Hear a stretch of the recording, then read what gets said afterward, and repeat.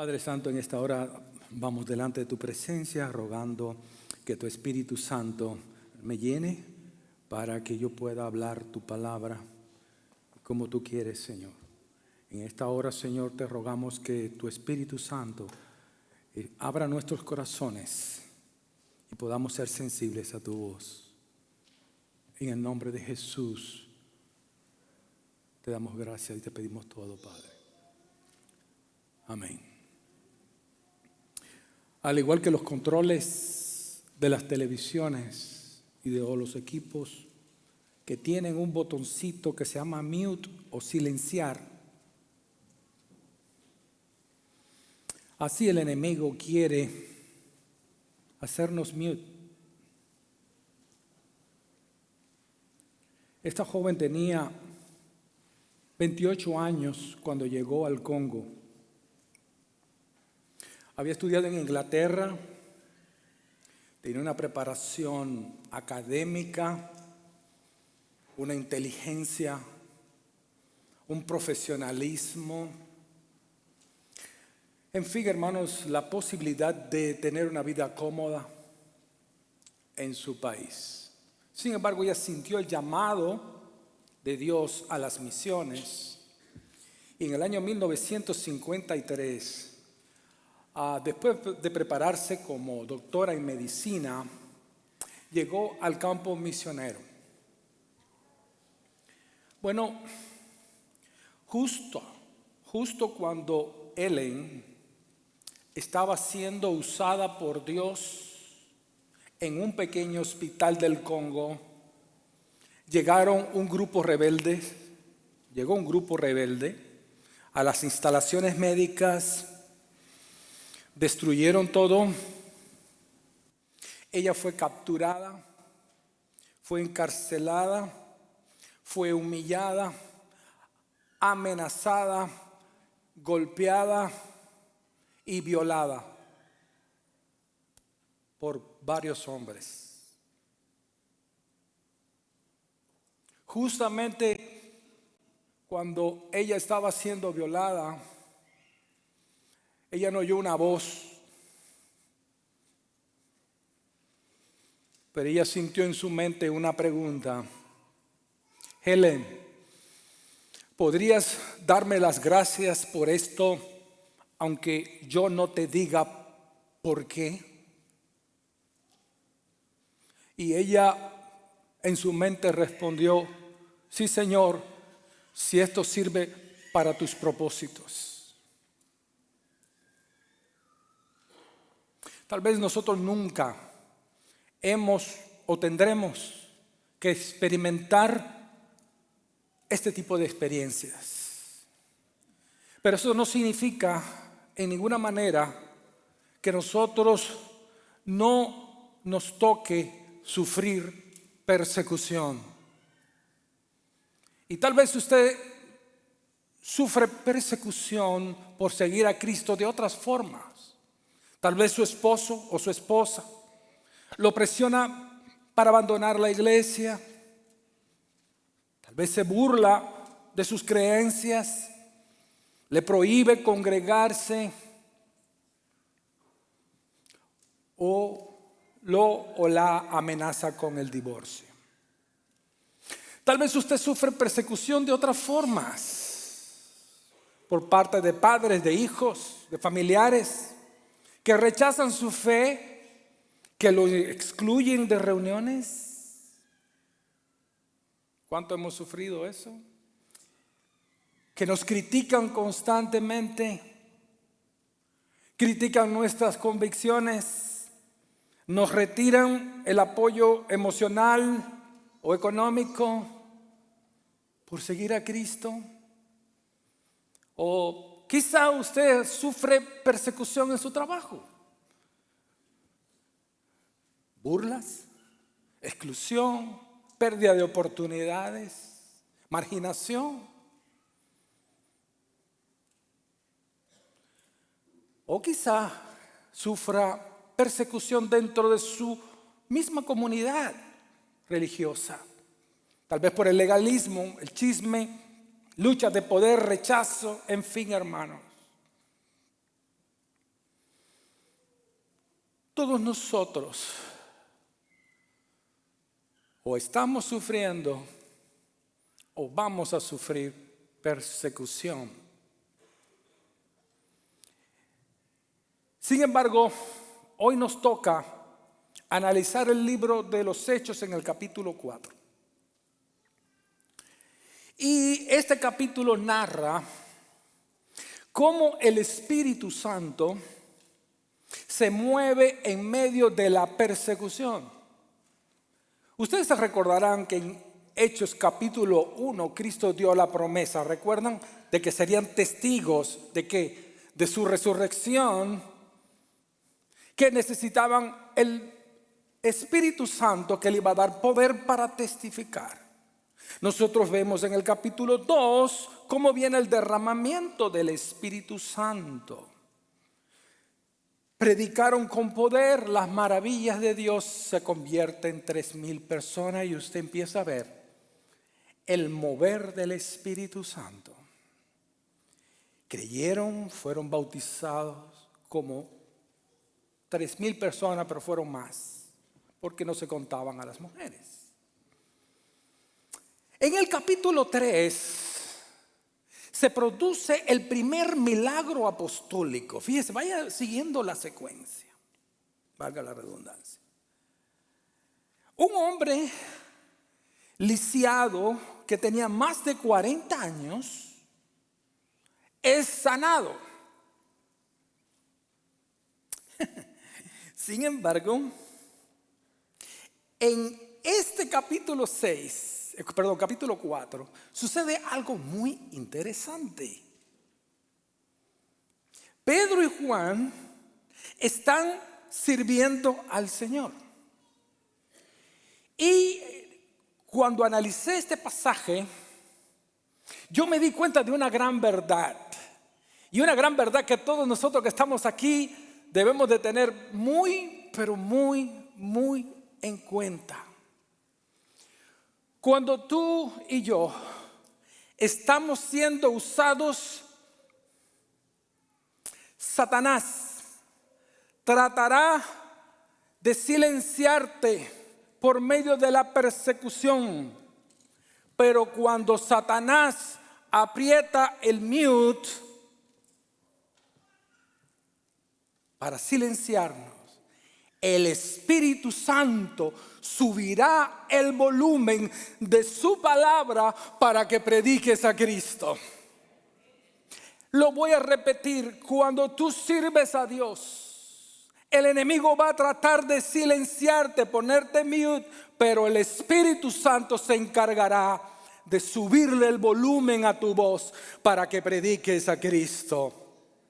Hermano, ¿cómo se ve esta verdad en el libro de Hechos capítulo 4? Vamos a ver cómo empieza la historia. Lo primero que nosotros vemos, la primera enseñanza aquí, es que nosotros tenemos que estar preparados para esperar una persecución. Hermano, miren cómo empieza. Mientras ellos hablaban al pueblo, note, era mientras ellos estaban sirviendo al Señor. No era que estaban en una hamaca en las Bahamas, que no hay ningún problema con estar allí. Yo quisiera estar allá también un momentito. Hay tiempo para todo, pero ellos estaban sirviendo al Señor. Y yo creo, hermano, que a veces se nos olvida lo que Jesús le dijo a sus discípulos: si a mí me han perseguido, a ustedes también lo perseguirán. Si han guardado mi palabra, guardarán la de ustedes también. Perseguir a un cristiano es perseguir a Cristo mismo. Usted ve que cuando Saulo estaba persiguiendo a la iglesia, Cristo nos dijo: ¿por qué persigues a la iglesia? Él dijo: ¿por qué me persigues a mí? Es decir, que cualquier cosa que alguien haga en contra de un cristiano, lo está haciendo directamente en contra de Cristo. Y es que el cristiano fiel, hermano, incomoda al mundo. El cristiano mundano no necesita ser perseguido porque ya él dejó de ser una amenaza para el mundo y para Satanás. Pero ¿quién eran los opositores? Si usted ve aquí, vinieron sobre ellos los sacerdotes con el jefe de la guardia del templo y los saduceos. Nosotros notemos acá, hermanos, que los que llegaron aquí era como se dice por ahí, la crema innata del poder de Israel en ese momento. Después vamos a analizar un poquito más dentro del pasaje quiénes eran estas personas. Hermano, los que vinieron contra ellos no fue una turba de gente que no tenían ningún tipo de influencia. Note quiénes fueron los que llegaron a esta persona. Y usted dirá, bueno, después que yo vi, cuando yo presenté a la hermana, todos ustedes empezaron a aplaudir y a alabar a Dios. Eso es lo que se espera de un milagro que haga Dios. Pero lejos de alabar a Dios, no, empieza aquí la persecución. Y los que estaban aquí eran los jefes religiosos. Se supone que eran personas que estaban más cerca de Dios. Se supone que eran gente consagradas a Dios. Y son los primeros que empiezan la persecución. ¿Y cuáles fueron las razones? Vean lo que dice en verso 2. Resentidos. Estaban resentidos que enseñasen al pueblo. Pero ¿cómo? ¿Cómo tú puedes estar resentido de que alguien predique la Biblia a otra persona? ¿Cómo si tú eres un líder religioso va a perseguir a alguien que está predicando la religión? Vamos a llamarlo así. No, ustedes, hermano, no notamos aquí que hay aquí actividad diabólica.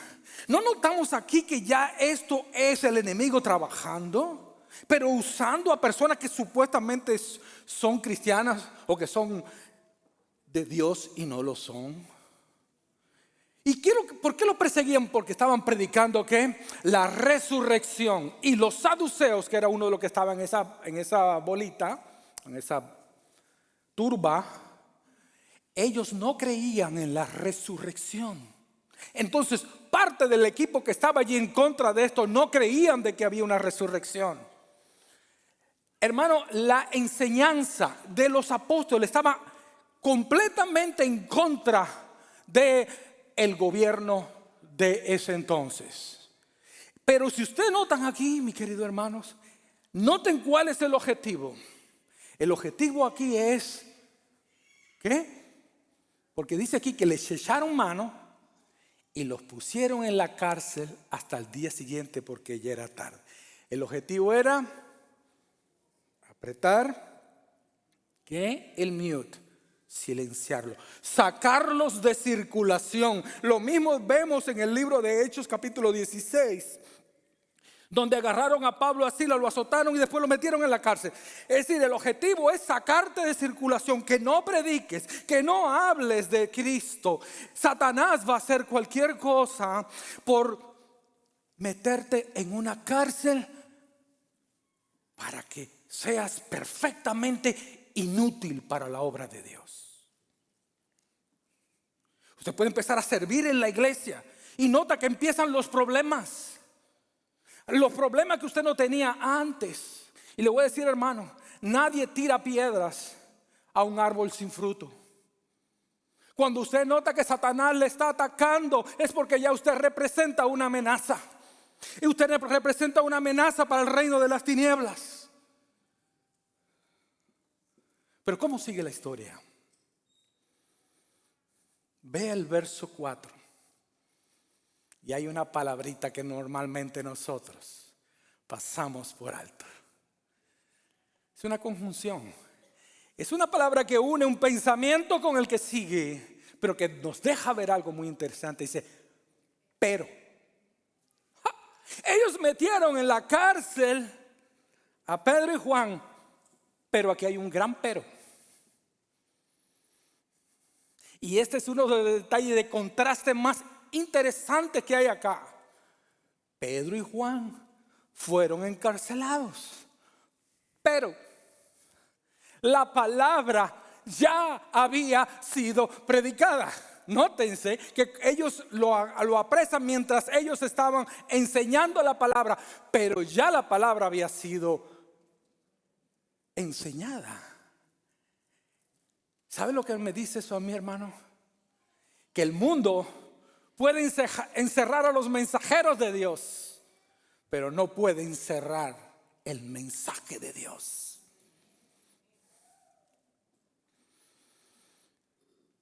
La oposición no detuvo el avance, el poder del Espíritu Santo en la proclamación del Evangelio. La iglesia pasó primeramente de ser 120 que estaban en el Hechos capítulo 1, después a 3,000. Y usted ve aquí, hermano, cómo cuando ellos predican la palabra, pasan de ser 3,120, si se lo podemos llamar así, a 5,000 más. En pocas palabras, esto fue un segundo Pentecostés. Y hoy creo que es el día de Pentecostés, ¿verdad? El crecimiento no vino por la palabra o por el poder de Pedro. Vino por la palabra del Señor y por el Espíritu Santo que estaba trabajando en Pedro y Juan. Yo estuve oyendo la historia de un pastor de Irán. Él con otros creyentes fueron metidos en la cárcel. Pero allí la palabra no estaba presa. Ellos empezaron a predicar la palabra. Y muchos de los reos que estaban allí encontraron la libertad eterna en Cristo Jesús. Incluso, hermanos, dice que hombres con cadena perpetua fueron salvos por el testimonio de este pastor y de otro hermano que fueron puestos en la cárcel por predicar el evangelio de Jesucristo. Muchos Nuevos Testamentos entraron a la cárcel, hermano, y pasaron de una prisión a la otra. Los presos empezaron a entregarse a Cristo. Y el reporte incluye de que la iglesia en Irán está creciendo cada vez más para la gloria de su nombre. Él lo hace posible. El mundo podrá y Satanás podrá tratar de ponernos mute, de silenciarnos, pero el Espíritu Santo sube el volumen en medio de esa situación para que nosotros no nos callemos, para que sigamos predicando a Cristo muerto, resucitado y ascendido a la gloria del Padre. Eso es lo que dice la palabra. Pero vean cómo cambia la escena. Aquí cambia la escena. Dice que al día siguiente se reunieron en Jerusalén los gobernantes, los líderes religiosos y los maestros de la ley. Allí estaba el sumo sacerdote Anás, Caifás, Juan, Alejandro y los otros miembros de la familia del sumo sacerdote. En pocas palabras, hermano, vea cómo el enemigo primero los encarcela. Note, después ahora usa una intimidación, porque la costumbre era de que agarraban a esas personas, ponían a todos esos líderes y lo ponían como especie de un semicírculo y los sentaban en el centro. En pocas palabras, estás rodeado de todos los poderes que podían existir en aquel tiempo. Ahí estaban los sacerdotes y los sumos sacerdotes, ahí estaban los líderes religiosos. Allí estaban los escribas, los que eran expertos en la ley, supuestamente. Estaban los ancianos, los gobernantes, que eran los líderes civiles, o si se quiere decir políticos. Hermano, allí estaban los líderes políticos, estaban los líderes religiosos. Allí estaba, como le dije anteriormente, la crema innata del poder que había en aquel entonces. Por eso yo quiero que nosotros notemos la escena. La escena es una escena de mucho terror el enemigo quería infringir en Pedro y Juan. Y algo muy interesante aquí, que todas esas líderes que estaban allí, que esos mismos poderes que estaban ahí, fueron exactamente los mismos que crucificaron a Cristo. Así que si usted imagina, si usted está allí y dice, bueno, si esta gente crucificaron a Cristo, pues, imagínese, ¿qué me queda a mí? Pongámonos por un momento en los zapatos de Pedro y Juan, que se reúne todo el gobierno de los Estados Unidos en tu contra, que ya habían crucificado a Cristo y tú estás ahí acusado de estar hablando en el nombre de Cristo. ¿Notan la intimidación? ¿Notan? Ahora ellos se reunieron, sí, nosotros sabemos que Deuteronomio capítulo 13, versículo del 1 al 5, dice la ley mosaica que si alguien, si ha habido un milagro y esa persona empieza a enseñar cuando se produjo el milagro, pues entonces era responsabilidad de analizar a la persona. ¿Okay? Y si la enseñanza era para alejar a los hombres de Dios, ¿sabe lo que pasaba, hermano? Inmediatamente lo apedreaban. Entonces, el peligro que había aquí era de que Pedro y Juan fueran apedreados si lo encontraban culpable. Pero había otro aspecto de Deuteronomio 13, versículo del 1 al 5. Era que si se comprobaba que lo que ellos estaban haciendo era de Dios, entonces era responsable de todos esos líderes aceptar de que ese milagro fue hecho de parte de Dios. Esa es la escena. Esa es la escena que nosotros tenemos ahora delante de nosotros. Pero note cómo ellos empiezan. Son bien vivos, eran bien vivos. Ellos no niegan que hubo un milagro, pero vea cómo dice: hicieron que Pedro y Juan comparecieran ante ellos y comenzaron a interrogarle. Y fíjense la pregunta que le hacen: ¿con qué poder o en nombre de quién ustedes hicieron esto? Note, ellos reconocen que fue un milagro, pero ¿en nombre de quién? En pocas palabras, ¿dónde que está el poder? Oh, me recuerda aquel muchacho que fue sanado, que el Señor lo sanó porque era ciego de nacimiento. Y él dijo: lo curioso es que ustedes no sepan quién es este hombre, y a mí me abrió los ojos. Completamente cegados espiritualmente. Ellos no sabían ni de dónde había salido este poder, porque ellos no caminaban con Dios. Eran gente que simple y sencillamente buscaban poder para oprimir a las demás personas, y se aprovechaban de la religión para oprimir a las personas. Gentes que eran hijos de Satanás. Por eso Cristo le llamó fariseos hipócritas.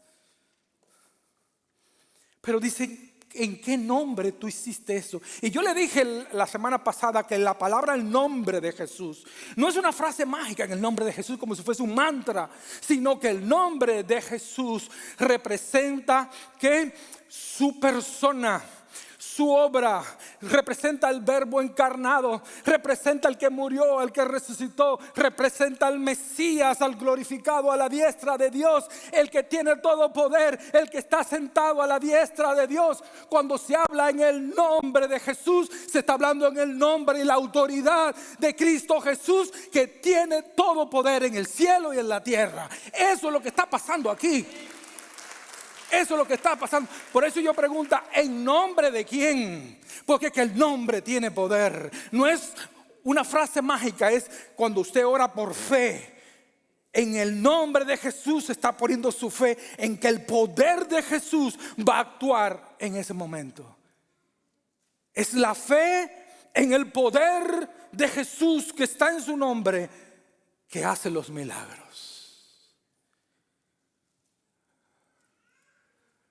Ahí está el interrogatorio.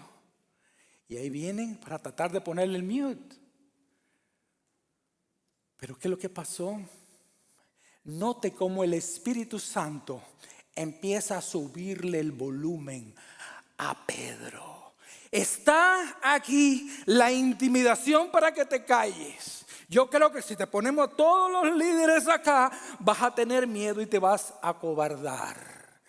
Pero dice la palabra que Pedro, lleno del Espíritu Santo.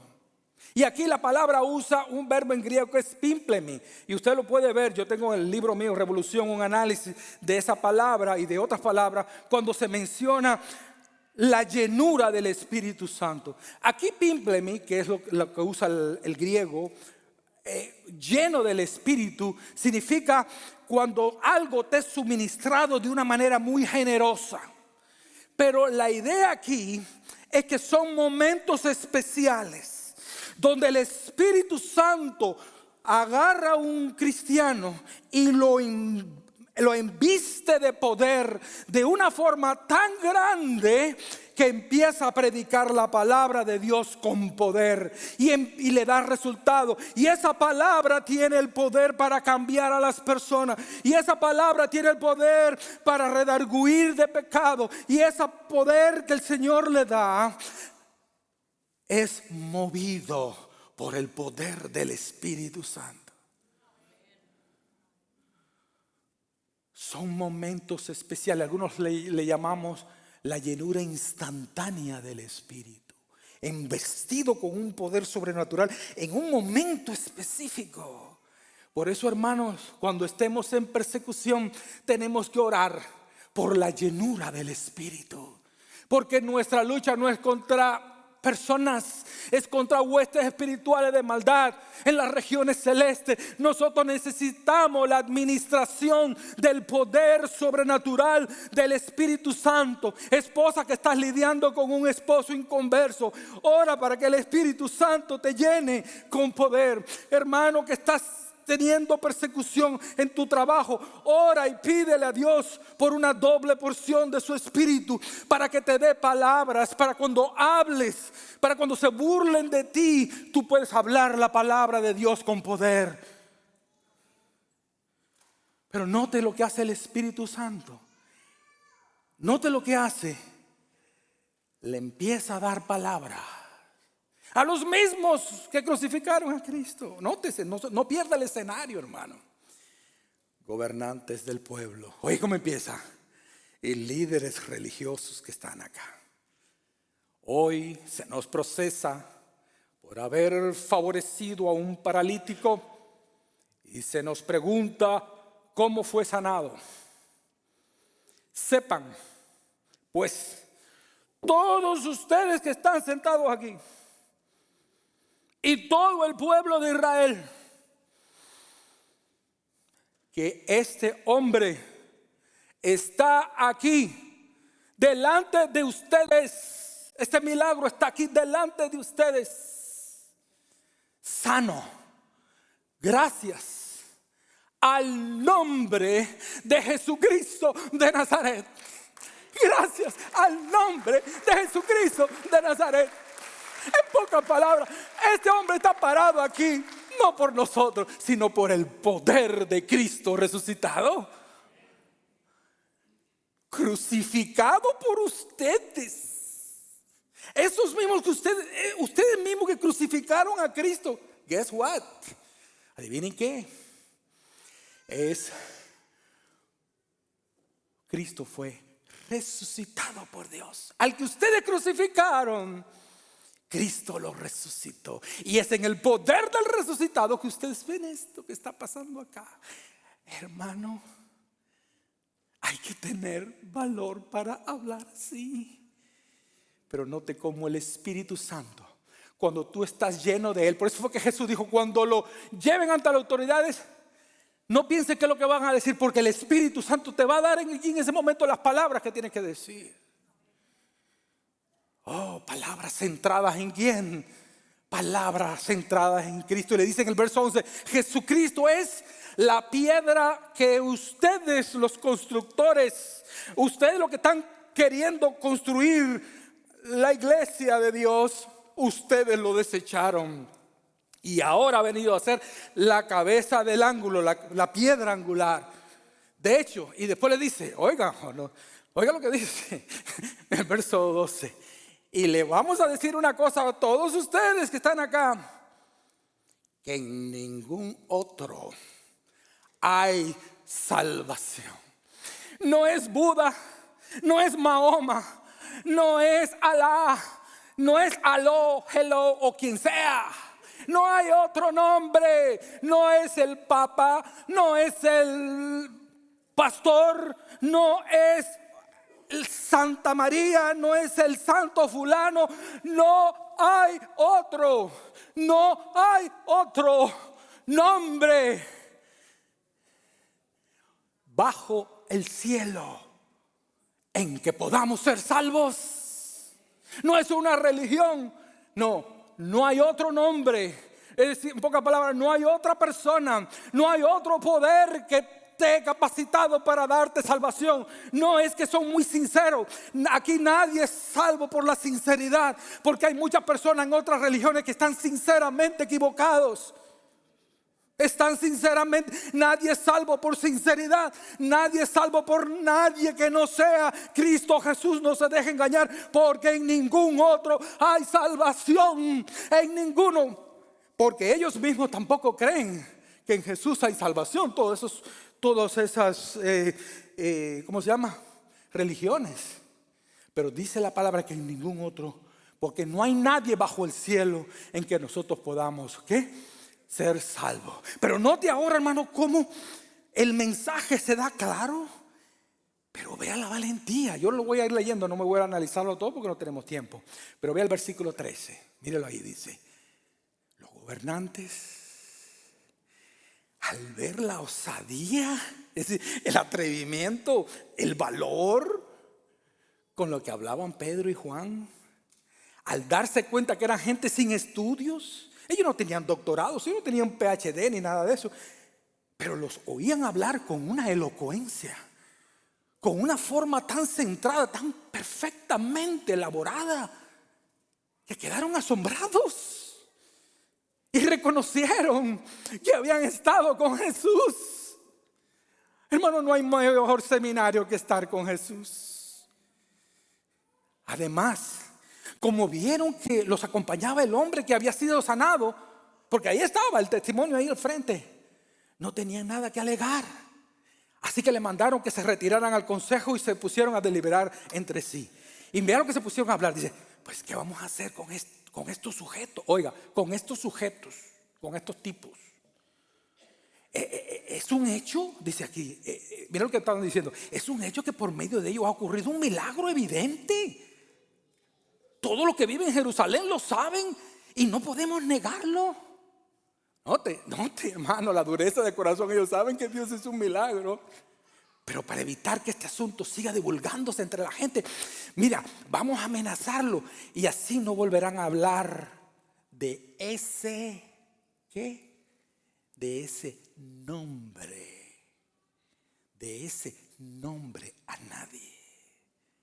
Fíjese cómo le tenían miedo al nombre, al poder de Jesucristo. Lo llamaron y le ordenaron terminantemente que dejaran de hablar y enseñar acerca del nombre de Jesús. Pero Pedro y Juan le contestaron: es justo delante de Dios obedecerlos a ustedes en vez de obedecerlo a Dios. Juzguen por ustedes mismos. ¡Qué sabiduría! Nosotros no podemos dejar de hablar de lo que hemos visto y oído. No nos vamos a callar. Eso es valor. El Espíritu no solamente le dio contenido a Pedro, también le dio valor. La persecución quiso ponerle mute, pero cuando alguien es llenado por el Espíritu, habla en el poder del Espíritu y no se queda callado. Fíjese si esto fue tan efectivo que mire la oración de la iglesia. Versículo 21, después de nuevas amenazas, porque siguen las amenazas, los dejaron irse. Por causa de la gente, no hallaban manera de castigarlos. Todos alababan a Dios por lo que había sucedido. Pues el hombre que había sido milagrosamente sanado tenía más de 40 años. Nació así y tenía más de 40 años. Al quedar libres, Pedro y Juan volvieron a los suyos y les relataron todo lo que habían dicho los jefes de los sacerdotes y los líderes religiosos. Y cuando lo oyeron, alzaron unánimes la voz en oración. Y mire cómo ellos oraron, que es una oración para nosotros. Soberano Dios, creador del cielo y de la tierra, el mar y todo lo que hay en ellos. Tú por medio del Espíritu Santo dijiste en labio de nuestro padre David, tu siervo, ¿por qué se enfurecen las naciones y en vano conspiran los pueblos? Los reyes de la tierra se rebelan, los gobernantes se confabulan contra el Señor y contra su ungido. En efecto, Señor, en esta ciudad se reunieron Herodes y Poncio Pilato con los gentiles y con el pueblo de Israel contra tu santo siervo Jesús. Vea la oración, hermano. A quienes ungiste para hacer lo que de antemano tu poder y tu voluntad habían determinado que sucediera. Ahora vean la petición. Ahora, Señor, toma en cuenta sus amenazas y concede a tus siervos huir, no, proclamar tu palabra sin temor alguno, mientras extiendes tu mano para que se hagan sanidades y señales y prodigios mediante el nombre de tu santo Hijo Jesús. Y cuando hubieron orado, el lugar en que estaban congregados tembló y fueron todos llenos del Espíritu Santo y hablaban con valentía la palabra de Dios. Hablaban con valentía la palabra de Dios. Mi querido hermano, mi querido amigo, tal vez el enemigo ha querido ponerte mute o silenciarte. Tal vez lo ha hecho por amenazas, presión familiar, rechazo, burla, miedo, cansancio o intimidación. Pero Hechos capítulo 4 nos recuerda a ti y a mí que estos hermanos no pidieron comodidad, pidieron valor. No pidieron una vida sin oposición, sino una boca llena de la palabra de Dios. No respondieron escondiéndose, huyéndose, no se rajaron, sino pidieron valor para seguir hablando de Cristo. Por eso, cuando estás siendo usado por Dios, Satanás tratará de silenciarte con la persecución. Pero recuerda esto: cuando Satanás aprieta mute o silencio, el Espíritu Santo subirá el volumen de su palabra para que prediques a Cristo. Gloria a Dios.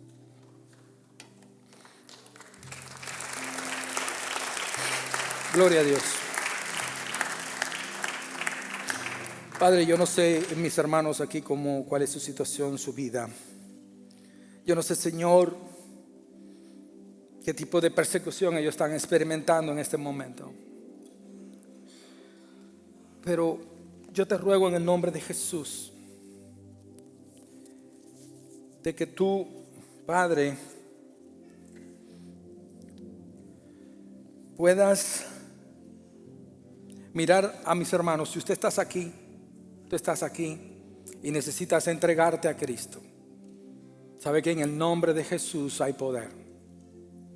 Cristo Jesús te puede salvar. Solamente ora junto conmigo.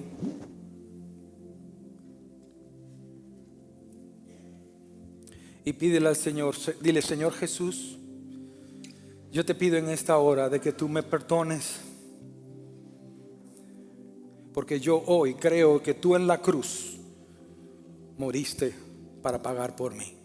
Por eso en esta hora, dile, yo me entrego a ti y te acepto como mi Señor y como mi Salvador.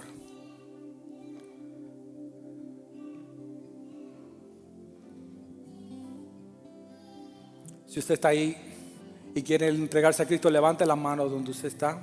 ¿Hay alguien que ha hecho esa oración con sinceridad? ¿Hay alguien que el Señor le bendiga? ¿Hay alguien más que quiere entregarse a Cristo? El Señor le bendiga.